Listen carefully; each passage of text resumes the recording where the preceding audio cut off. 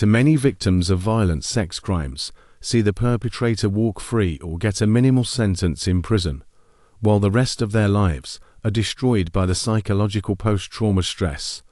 Those victims deserve justice by society over the barbarians who mistreated them so badly.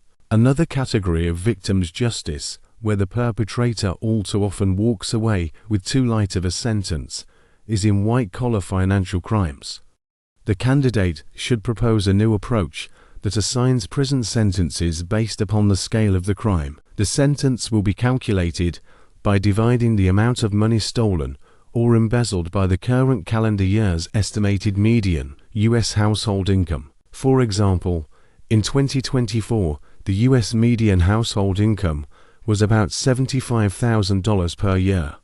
So a swindler who scams multiple people for $300,000 will serve 4 years without parole, whether it be for identity theft, securities fraud, embezzlement, tax fraud, Ponzi schemes, or other financial crimes. The phrase "without parole" needs to be clarified. Parole should apply when there's a range of appropriate sentences for a particular crime, based on the perpetrator's character and circumstances. However, victims' justice demands consistent minimum sentences, higher than those often seen. Under sensible victims' justice reform, non-capital crimes should have sentences that are consistent and never shortened. While it can feel harsh to subject another human being to long confinements, the shorter the sentence for the perpetrator, the greater the societal offense to the victim. Penalties that are too small have led to increased criminal behavior. Despite negative media attention on the U.S. incarceration rate being so much higher than other industrialized nations, that shouldn't lead to policies that tolerate or excuse criminal behavior. It's much better for 20 truly repentant perpetrators to serve their sentences fully than for one hardened criminal to be let out early, only to harm another victim. The last element of these solutions to the plight of victims is to continue the efforts already ongoing to reduce racial inequality in sentencing. There's entirely too much evidence of two standards of sentencing, so there should be a judicial review of individual cases thoroughly for all currently incarcerated individuals, as well as all new convictions. This review will assure that disparities in sentencing are strictly due to extenuating circumstances or prior criminal history. Only those factors logically justify a different sentence for the same crime by someone not from a historically marginalized racial or ethnic group that will go a long way towards satisfying those communities' long-standing grievances about a system that doesn't treat all citizens equally. The other long-standing issue in the US that needs to be addressed is the climate crisis. The main proposal here combines notions of social equity, economic opportunity in traditionally marginalized areas, and environmentally friendly renewable energy. Big energy companies would build solar panel production facilities and metal fabrication facilities to make structures in which to install those panels, for massive solar farms that would be installed across the country, providing a big boost to the percentage of US energy derived from solar power. The federal government would arrange a low-cost or no-cost contract with those energy companies in exchange for producing the solar panels and associated equipment exclusively in opportunity zones. Additionally, the plan would require that at least 60% of the workers must come from within those communities. At least 20% of the workers must be chronically unemployed individuals, and at least 25% of the workers must be individuals who used to be incarcerated. The government would allow the solar farms to be built on land already part of the federal highway system, using the vertical space over and adjacent to the thousands of miles of interstate highways that cross the Great Plains states and other southern and western states. It would also allow all government-owned parking lots and building rooftops to be covered with solar farms. This will generate great economic progress for traditionally economically depressed communities, produce terawatts of electricity for many years to come.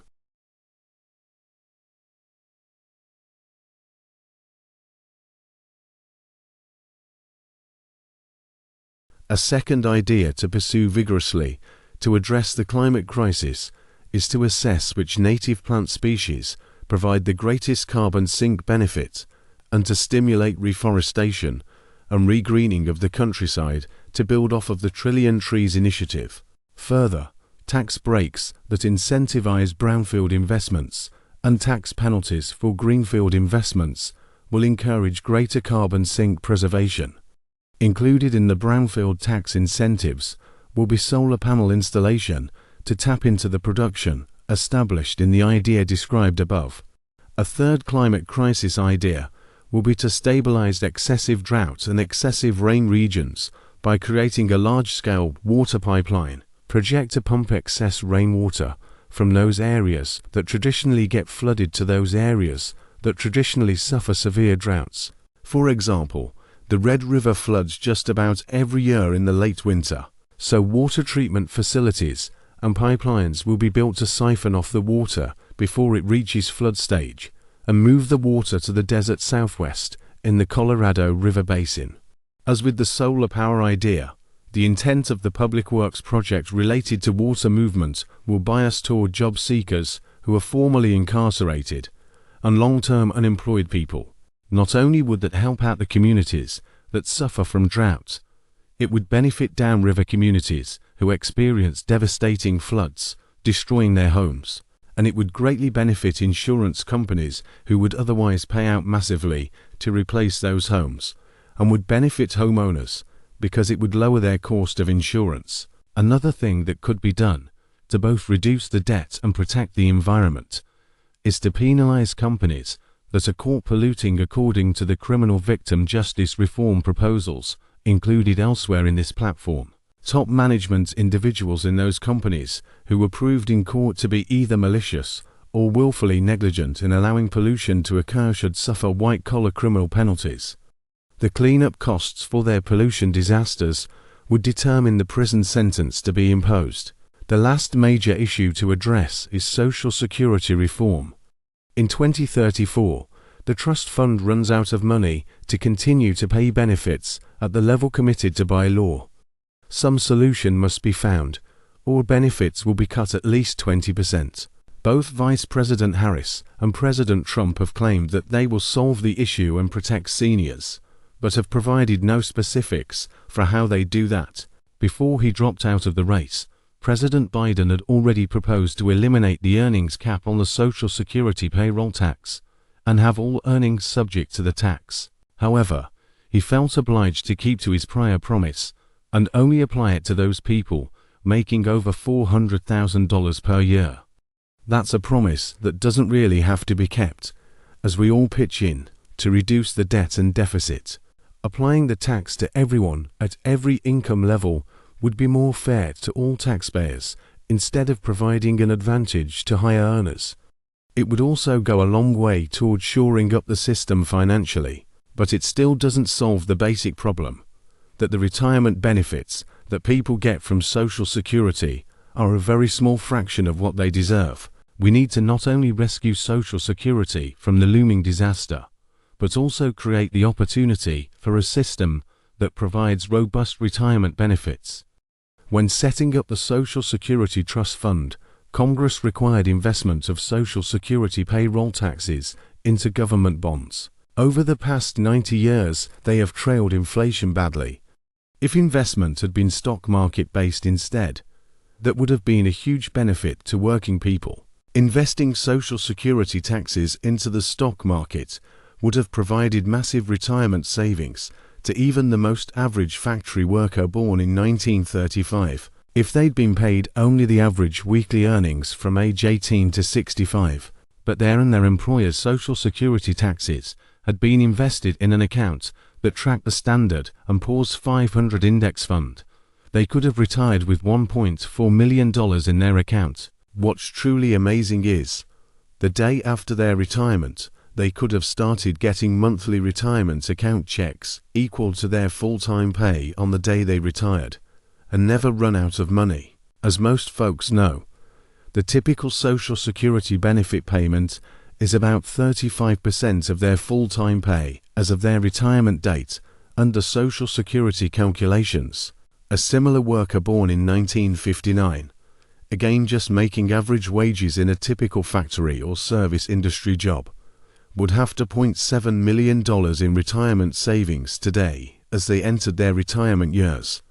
And what happens if the stock market performs for the next 20 years as it has for the past 20 years? They would get monthly checks equal to their full-time monthly pay at the time they retired, could have that benefit increase annually at the rate of inflation, and in 2044 would have $12.2 million to pass along to their children. That sounds crazy, that the average Jose, Ramal or Shaniqua would have that much money, but it's simple compound interest arithmetic, and the power of the US economy as reflected in the stock market.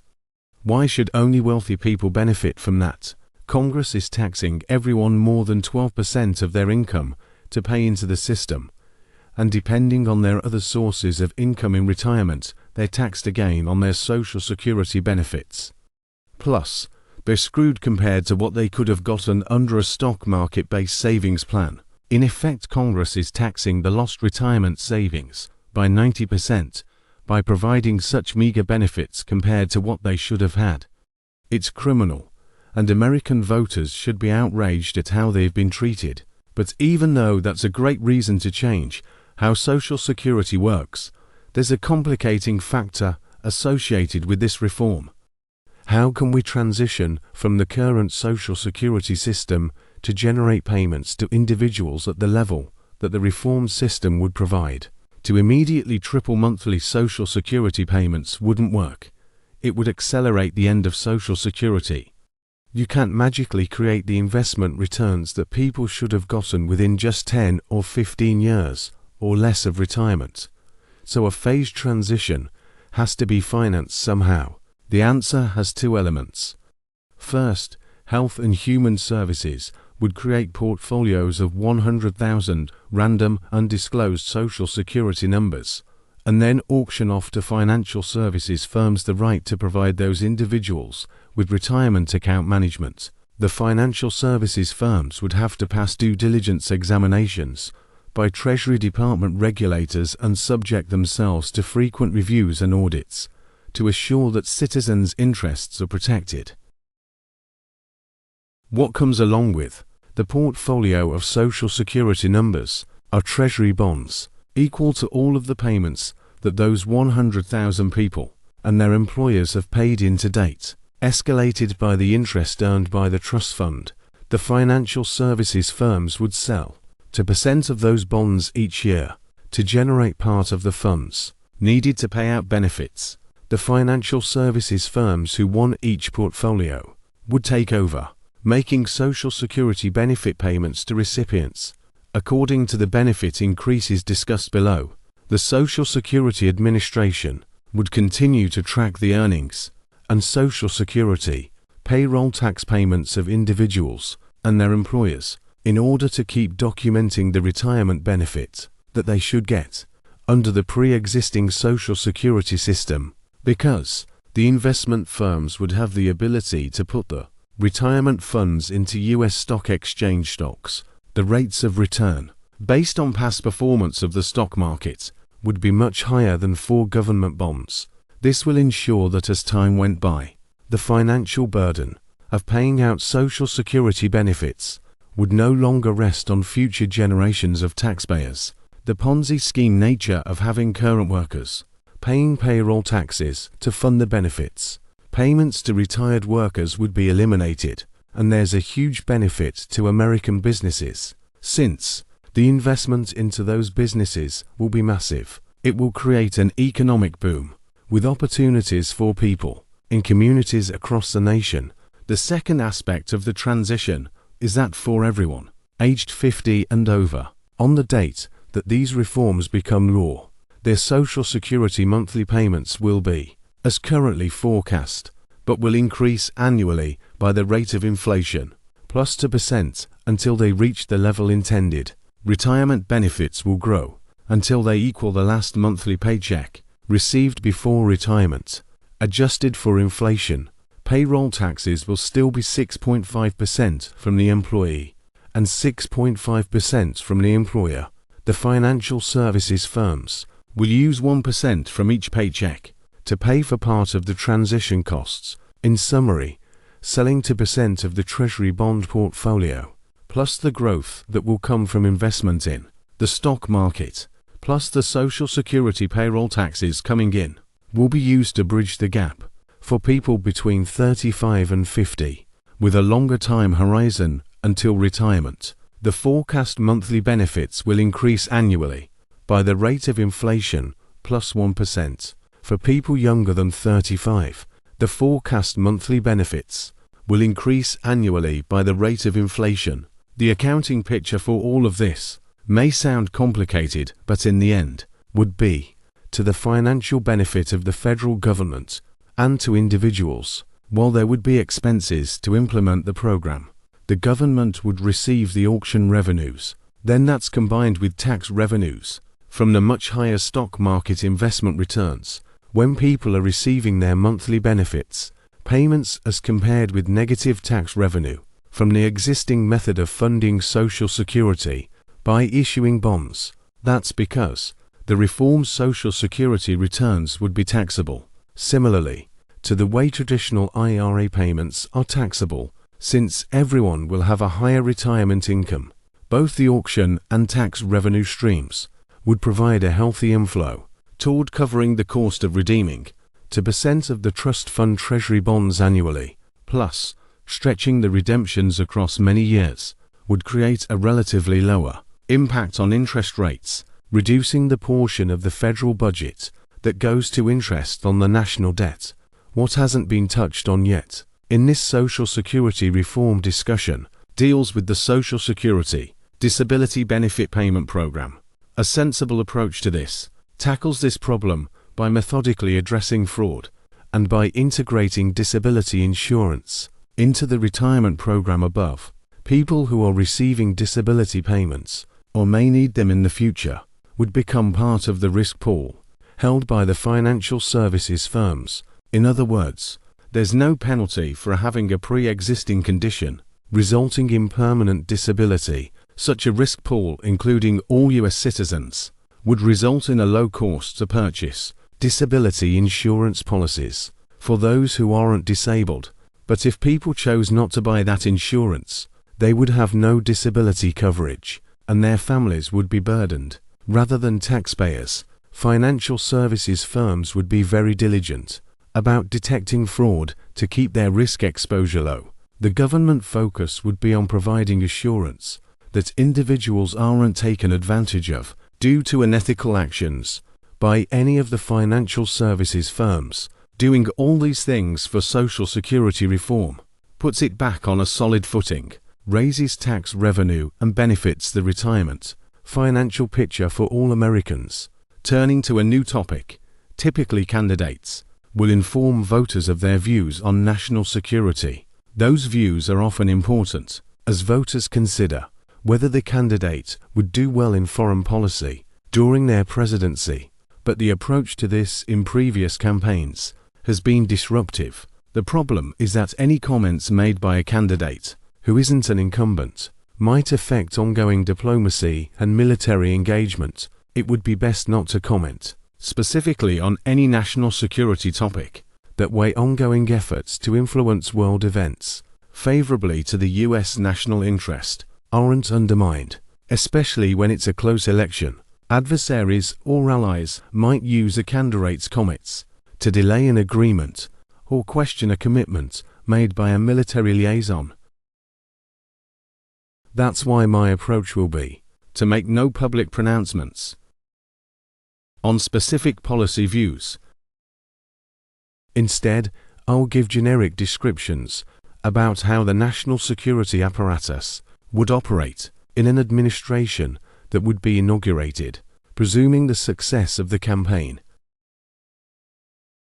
For example, quote, "Our multilateral relationships have endured for decades, and the world has benefited from them, as it has from many aspects of our numerous bilateral relationships. The long-term interests of the US are best served by such approaches." Close quote. It sounds like meaningless mush, honestly, but it makes sense when a president takes office They pick their own Secretary of State, but they inherit the State Department diplomatic corps. Why alienate the people who are going to be working for you by saying something in a speech or debate that disrupts all of the strategies and actions they've been carefully executing?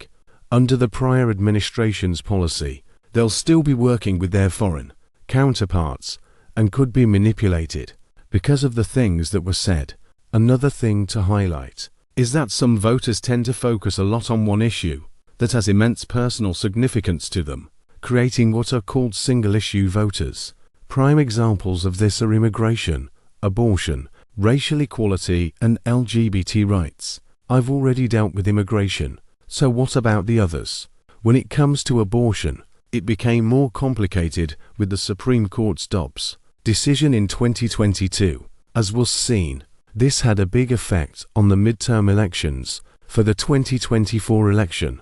Both President Biden and Vice President Harris have made it a central issue in their campaigns.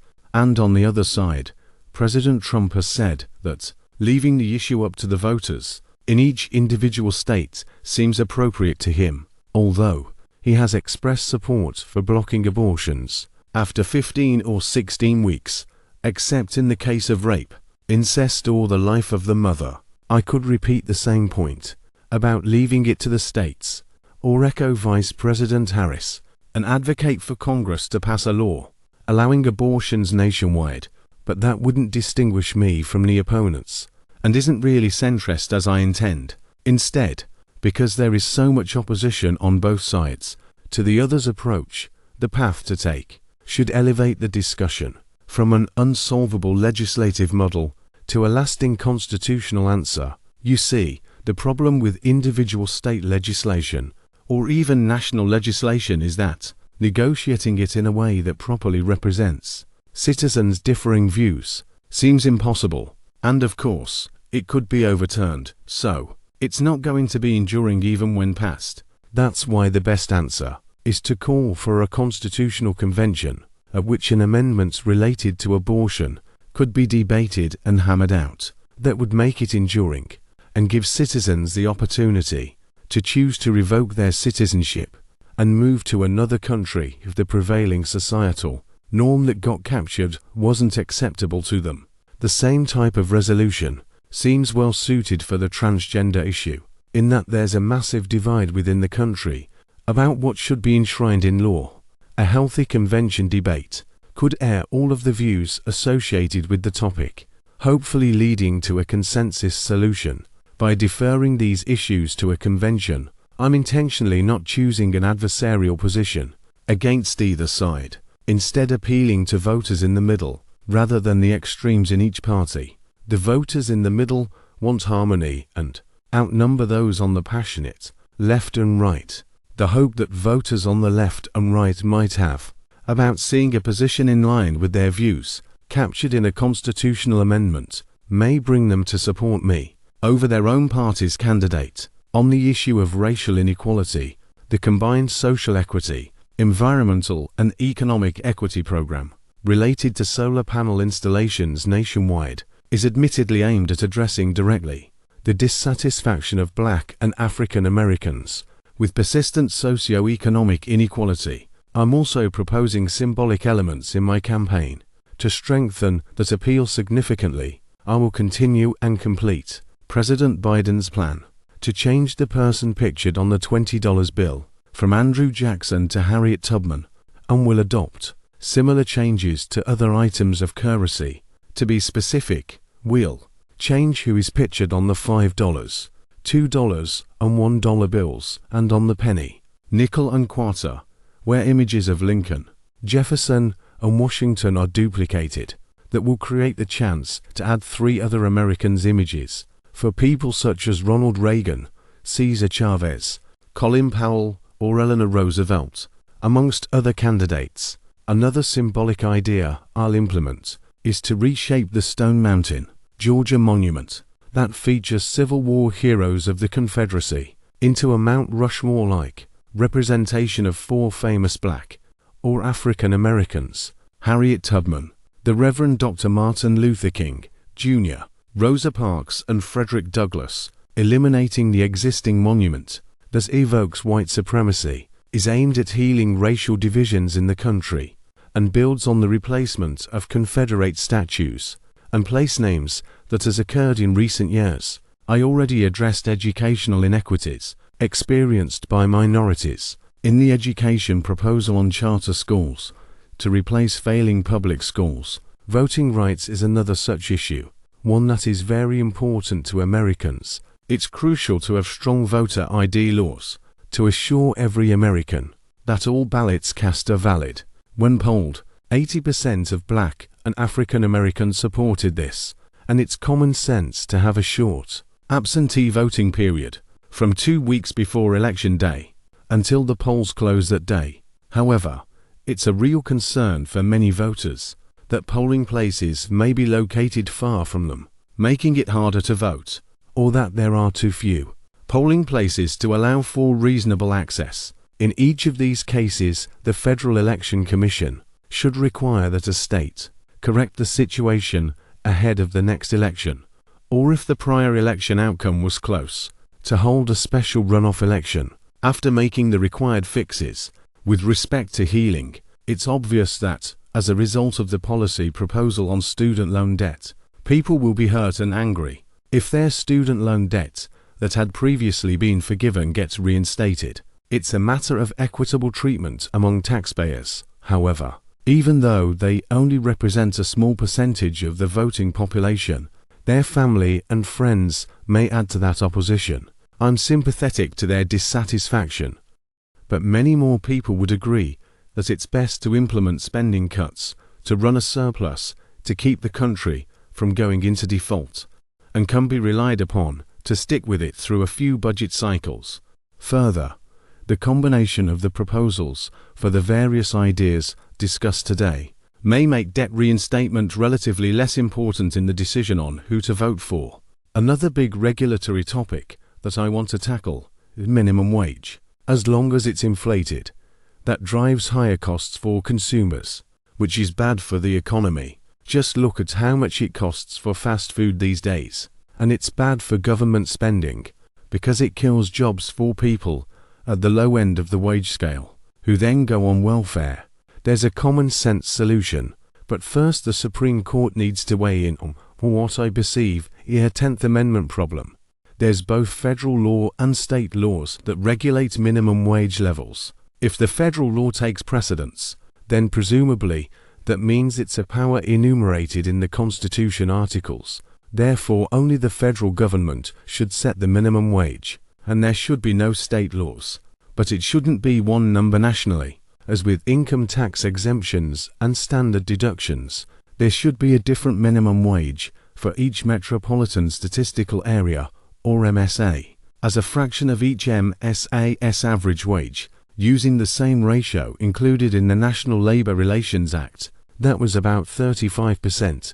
But if the result is unreasonable, Congress can adjust the ratio, and based on inflation, each MSA minimum wage will be adjusted annually. If the Supreme Court decides this is not an enumerated power, then the federal minimum wage law will be eliminated. The states will determine what they want it to be according to their own legislative processes. Another major single-issue voter topic, gun rights. According to a recent Newsweek public sentiment poll, 15% of Americans oppose the Second Amendment right, and 57% support it. Misinformation is rampant, with many people strongly advocating assault weapons bans, even though semi-automatic long rifles account for fewer deaths annually than unarmed hand-to-hand combat. That being said, handguns are used in a large number of homicides and suicides each year, although the rate of such deaths is lower than the United States has seen in decades, and the rate of such deaths relative to the number of handguns owned in the US is tiny. People who want to commit suicide will do so through alternate means if they don't have handguns. Even with these underlying facts, there remains the question of ensuring public safety. In the face of incidents such as the Virginia Tech, Sandy Hook Pulse nightclub, and Las Vegas mass shootings, my solution to this problem, that shouldn't create constitutional difficulties, would be to introduce congressional legislation that requires each state to establish and regulate a governor's militia. This would be distinct from their National Guard, and amongst other negotiated provisions would require that every citizen who wished to exercise their Second Amendment right must be part of the state's regulated militia, and any individual who would be accepted into the militia must pass a mental health screening annually as one of the regulations. Because of the introductory phrase, quote, "a well-regulated militia," close quote, that grants the federal government authority to establish the regulations each of the state's militias must follow. States may not introduce their own, so congressmen and women and senators of all political stripes will try to get their most desired regulations into the final bill, subject to the drafting and amendment processes. To sum up, all of these proposals don't get at all of the issues America faces. If there are others besides better government efficiency, an improved economy and education system, modified single-payer healthcare, immigration reform, victims' justice, environmental and equity advancements, and social security reform, I'm happy to engage with voters and elected officials in each party on these and other issues. Keeping the campaign focused on these 8 key issues and solutions will, I think, bring the country to a new place and reduce the divisiveness. Thank you for listening, and may God bless the United States of America.